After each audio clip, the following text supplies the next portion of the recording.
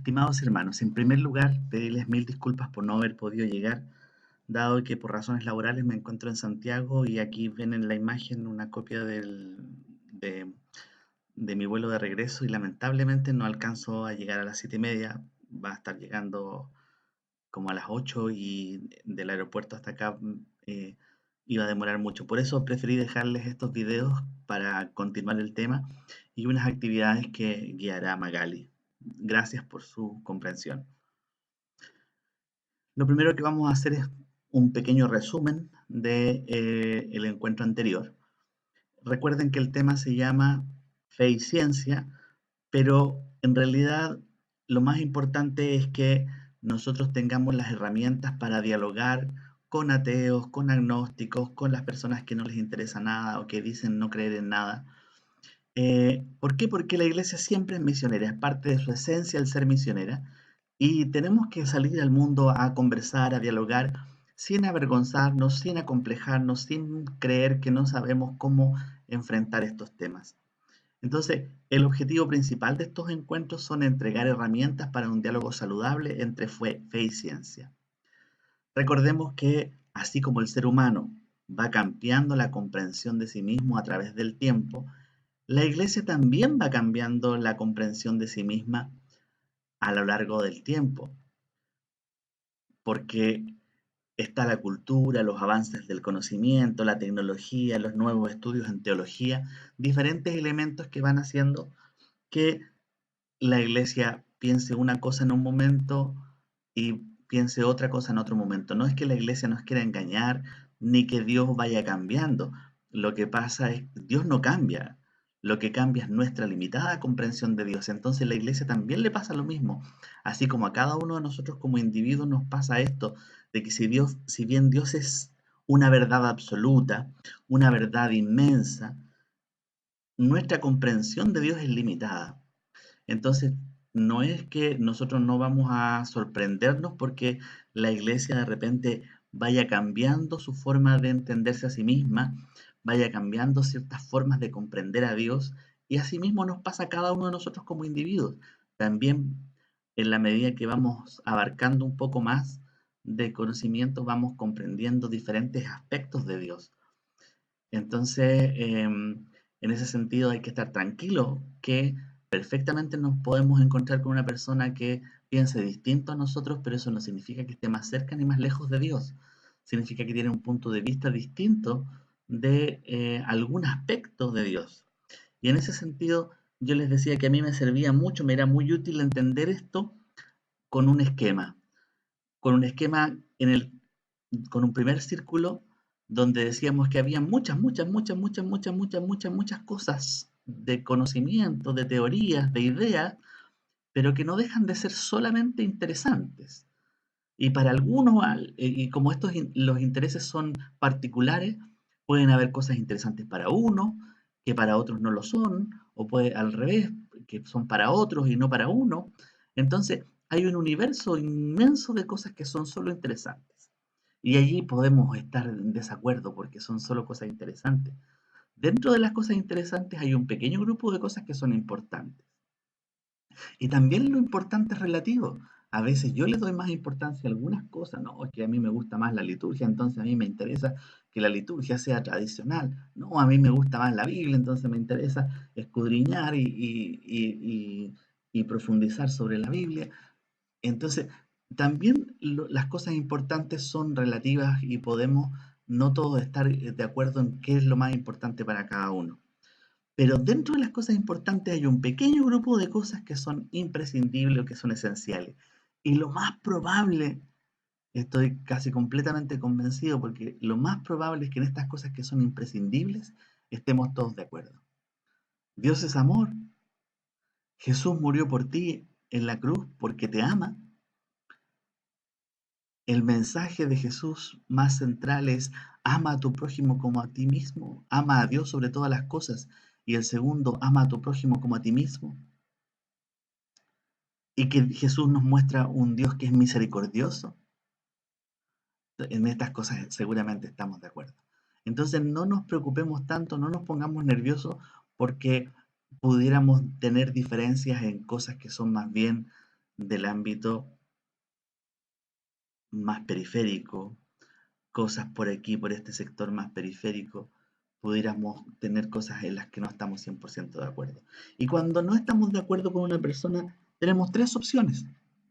La primera, seguir pensando como pensábamos siempre, porque estamos convencidos de que lo que hemos pensado siempre es lo mejor. Una segunda alternativa es darnos cuenta que el otro tiene la razón. O una tercera alternativa, darme cuenta que el otro tiene una parte de razón y yo tengo otra parte de razón y al final surge una nueva idea más interesante aún que las ideas anteriores. Entonces, no hay que preocuparse cuando escuchamos hablar a una persona que piensa distinto, porque finalmente la decisión de qué creer al final del día la tomamos cada uno de nosotros en nuestra relación personal con Dios. Entonces, no nos preocupemos porque otra persona dice, mira, lo que dijo este, yo no estoy de acuerdo con eso. No se preocupe. Es válido estar en desacuerdo, porque cada uno de nosotros tenemos una limitada comprensión de Dios, entonces lo que yo comprendo puede ser un punto de vista y lo que usted comprende puede ser otro. Entonces no hay que preocuparse por eso, siempre y cuando estemos eh, seguros de que estamos de acuerdo en lo imprescindible, entonces no hay para qué preocuparse por el resto. Es importante también un concepto que vimos ese día, que el hombre está en constante búsqueda de la verdad porque necesita la verdad y el hombre no puede subsistir sin la verdad. Y la fe sin verdad no salva, por eso es que la fe tiene que ser en la búsqueda de la verdad. Y en este concepto, el problema que tenemos es que cada uno desde su punto de vista cree tener la razón. ¿Ya? Cada uno desde su religión cree tener la verdad. Entonces nosotros no tenemos que caer en ese juego. Nosotros tenemos que ser capaces de entender que la verdad es un concepto absoluto en Dios, pero lo que nosotros, cada uno de nosotros es capaz de, de abarcar de esa verdad es un concepto limitado. Dios, insisto, no quiero que les quede la idea de que, que Dios es una verdad a medias. No, Dios es una verdad absoluta. Pero lo que nosotros podemos comprender de esa verdad es limitado. Por eso sucede esto. Por eso cada uno de estos personajes cree tener la verdad, pero en realidad tienen una porción parcial de la verdad. Pero lo más probable es que si yo los examino a todos ellos y veo lo esencial, lo imprescindible, seguramente están de acuerdo en lo imprescindible, sus diferencias son más bien periféricas. Entonces nosotros no tenemos que tener ningún complejo en dialogar con otras religiones siempre cuando ellos nos respeten y nosotros los respetemos a ellos. Yo les decía el otro día que cuando yo me encuentro con un hermano evangélico no tengo ningún problema en felicitarlo, de decirle me encanta que seas consecuente con tu fe, sigue adelante, no tengo ninguna intención de convertirte ni cambiar tu manera de pensar, porque es tan lícito ser evangélico como ser católico, siempre y cuando seas honesto con lo que crees. Y en relación a la ciencia también busca la verdad a través de la experimentación. Por eso tenemos vacunas, por eso tenemos edificios construidos con tecnología, por eso tenemos viajes a la luna, por eso tenemos celulares, por eso tenemos operaciones sofisticadas para salvar la vida. Entonces, la auténtica ciencia que busca la verdad a través de los experimentos es muy importante, muy buena, muy necesaria. Dios nos la regaló como un don del Espíritu Santo, ¿sí? Entonces nosotros no podemos renegar de la ciencia. Y por otro lado, nosotros también buscamos la verdad a través de Jesucristo. Los cristianos descubrimos en Cristo la verdad revelada por Dios. Entonces, como dice el Papa Juan Pablo II, la verdad no puede contradecir a la verdad. ¿Quién creemos que ordena los principios de la naturaleza? Dios. ¿Quién nos revela la verdad de Dios? Dios mismo se revela a través de Jesucristo. Entonces, ¿puede Dios contradecirse a sí mismo? No, de ninguna manera. Y entonces, ¿pueden las verdades naturales contradecir o ser contradecidas por la verdad revelada? No, tampoco. No puede haber contradicción entre las verdades naturales y las verdades reveladas, porque ambas vienen de Dios.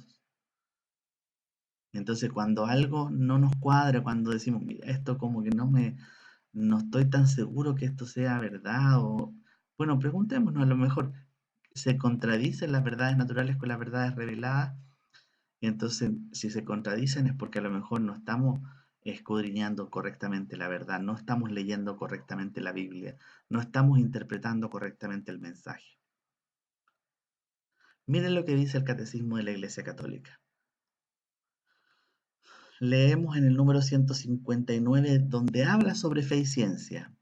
Dice, a pesar de que la fe esté por encima de la razón, jamás puede haber contradicción entre ellas, puesto que el mismo Dios que revela los misterios e infunde la fe, otorga al espíritu humano la luz de la razón. Dios no puede negarse a sí mismo, ni lo verdadero contradecir jamás a lo verdadero. Jamás puede haber contradicción entre ellas.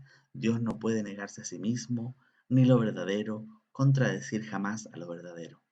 Otra parte del catecismo dice, por eso, la investigación metódica en todas las disciplinas, si se procede de un modo realmente científico y según las normas morales, nunca estará realmente en oposición con la fe, porque las realidades profanas y las realidades de fe tienen su origen en el mismo Dios. Más aún, quien con un espíritu humilde y ánimo constante se esfuerza por escrutar lo escondido de las cosas, aún sin saberlo, está como guiado por la mano de Dios, que, sosteniendo todas las cosas, hace que sean lo que son. En resumen, un modo realmente científico y según las normas morales nunca estará realmente en oposición con la fe. Entonces, como resumen de este primer capítulo, es que la fe y la ciencia no están en oposición cuando las dos se equilibran, cuando las dos se balancean, cuando las dos sirven a la verdad honestamente y tranquilamente, sin fanatizarse, sin llevarse al extremo.